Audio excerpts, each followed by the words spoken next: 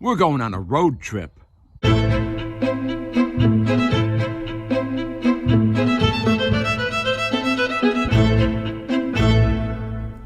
Welcome to Robert's British Cars. This is part 14 in the never-ending saga, restoration of the 1964 MGB Roadster. As you can see, there's not much left of the 1964 MGB Roadster. Last time we took the hood, the fenders, and the valance, and the trunk off to get sandblasted and primed. Today, we got the rest of it loaded up, ready to go. We're going to take it off, and it's going to be glass beaded and primed. Off we go. So here we are at Aerotech Coatings in Marysville, Washington. They do a really, really nice job here. We got the car off the trailer, we're wheeling it in, and the gentleman who's going to actually be doing the glass beading is going to give it a quick once-over and just see how bad this is going to be. This is the booth where the glass beading takes place, and they're going to just wheel the whole car in there, and it's going to be glass beaded from the top and the bottom. All the undercoating is going to be removed. And here's a demonstration of the glass beading process. I'll tell you, that'll take the chrome off your trailer hitch. In any respect, that is what the glass beading looks like. Here it is, finished. It has been glass beaded. It has been primed. It is all the same color. It's really better than I thought in a lot of areas, and not quite so good in other areas. But the inside came out real nice. The bottom here, where it was really rusty, you can see what that looks like. That's going to have to be replaced. And the corners up here are going to have to be replaced also. Under the hood, it came out really nice. I never would have been able to get all of that red paint out and having it look this good. As we come down here to the quarter panel, you can see that quarter panel was replaced. There's some spot welds putting in the new piece, and then they tacked it in underneath the chrome strip. Now, the glass beading came out well. We took it to the painters. There she goes, on the way to the painters. We took it to the painters. Things didn't work out very well. They had it for 3 weeks. I never heard a peep out of them. And then they said, hey, it's going to be way over $10,000. Bring us $5,000 and we'll get started. Here I am at the painters with a different truck and a different trailer picking up the car. I didn't want to just give them some money and have them start into it and then later on say, oh, we need another $5,000. It's going to be $15,000, and now my car is being held hostage, and it's just way too much money. So what I'm going to do is bring it home. So now we have the car at home. We have to decide what we're going to do with this.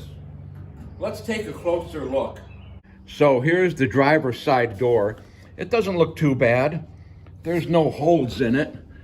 The rocker panel is good except for the part behind the fender here. That's all rotted out.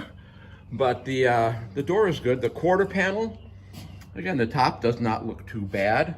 We do have what is the evidence of a patch being welded in here in the bottom, but this we can cover over with Bondo and file it out, sand it out. The same thing, there's some bumps in here following around the contour of the wheel well. Moving along to the back, the trunk is in very good condition. Okay, we do have some dents in the area between the trunk and the bumper.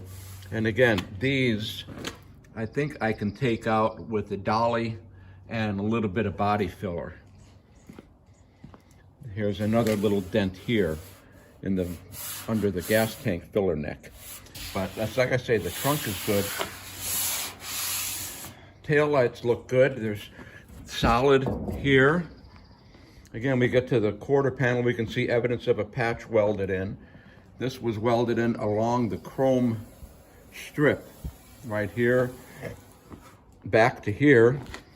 And again, little spot welds. We can take care of that. This part looks pretty good. Again, the passenger door doesn't look too bad. Looking inside the car, the floors look solid enough. The dashboard looks good. It's much better than that big rat nest we found in there. And the nice thing about this is that there is no rust on the car. We can look in here in this battery box and see the bottom is missing. We're going to have to address that. But right now, probably since the first time since it was new, there is no rust. Some holes, but no rust. Okay, so much for the salad. Let's get to the meat and potatoes here. Okay, I've got 4 major components I want to look at here. The dog, the hood, each fender. Okay, not the dog. Let's try this again. There's 4 major components I want to look at here.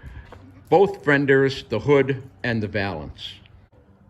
Well, hope this is going to come across good on video, but as you can see here, the front of the hood, the nose of the hood is pretty banged up. Okay, this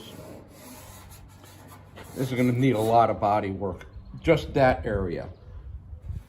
We got some bubbles here, and now the good part. If you look at the hood, it is all bent and warped all over the place. It looks like, in my opinion, when they did the media blasting on the hood, they stood it up against the wall and probably shot straight at it, which caused all the aluminum to bend in around all the supports on the other side. So I think this hood is shot.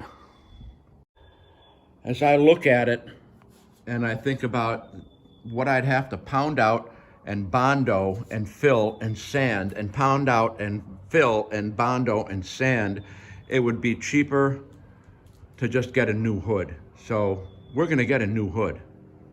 Let's get the hood off of here and set it off to the side. Take a look at the fenders. Starting with the driver's side fender, as we examine it, it doesn't look all that bad around here. The top part seems usable. However, when we look at the bottom of the fender, we see that this is just rotted away. This is gone. There is no fixing this. I did buy the metal pieces that you'll cut in about here and replace the bottom similar to the patch that's on the rear quarter panel.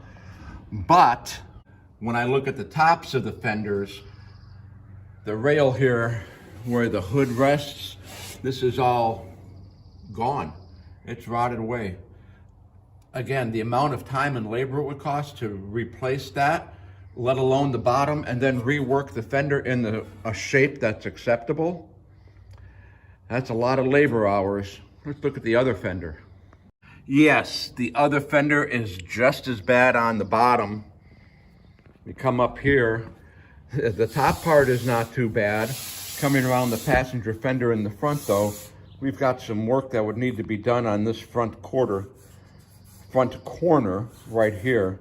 That's pretty messed up. And again, on the passenger side fender, as we look across the top, oh yeah, that's rotted away. So what I've decided to do is this. In the long run, it would probably be cheaper to just buy 2 new fenders. So that's what I'm gonna do. The fourth and final component here is the valance. And looking at it, it's not rotted, but it's so dented and wavy that I don't know if I could pound it out, how long it would take me and how many hours I'd have to work the bondo in to get that valance to look good. Probably just buy a new one. Let's pull these fenders off if we can. Let's take a look and see what we got underneath.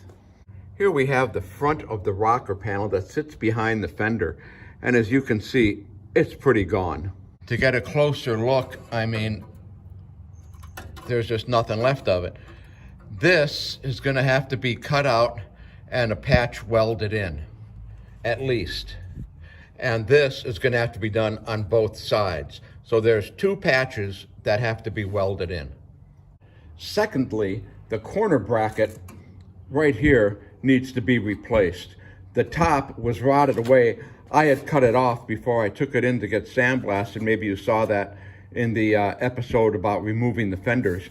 But as you can see here, this is all shot, and this matches the rust that was in the tops of the fenders. This is the other side, and it's pretty much the same, not as bad as the passenger side, but these corners are going to have to be replaced.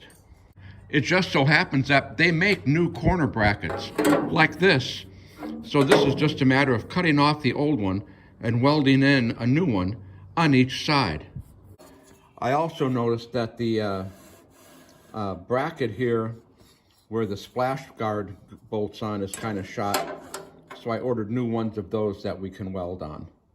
Again, 1 on each side. So what does all this mean? It means crack open the checkbook and spend some more money. Speaking of money, you're probably dying to know how much I've spent so far. Let's review. To sandblast and prime the hood, the valance, and the 2 fenders that I'm not going to use, $514.18. To sandblast and prime the shell of our MGB cost $1,608.18. The left and right splash panels that go behind the fenders, $32.99 each, for a total of $65.98. The seals that go between the splash panels and the fenders, $24.96. The brackets that go above the splash panels, left and right, $24.99 each, for a total of $49.98. The wheel arch braces, left and right, those were $56.99 each, for a total of $113.98. And finally, the fender patches that we're not going to use, $85.99 each, for a total of $171.98. You know, I'm not sure if I want to add this up, but here we go. When we started this episode, we were at $4,377.92. To blast the hood, the fenders, the valance, the trunk, and the shell of the MGB cost $2,122.36. The parts that we bought, some of which we're not going to use, cost $426.89. That brings our new total of the restoration of the 1964 MGB so far to $6,927.20. If you want to follow along and see if I ever get this done before I have a heart attack or stroke out, or before my daughter finds my checkbook, be sure to subscribe to Robert's British Cars, and don't miss the next episode where we're going to find out if I continue this restoration or I use this as a giant planter.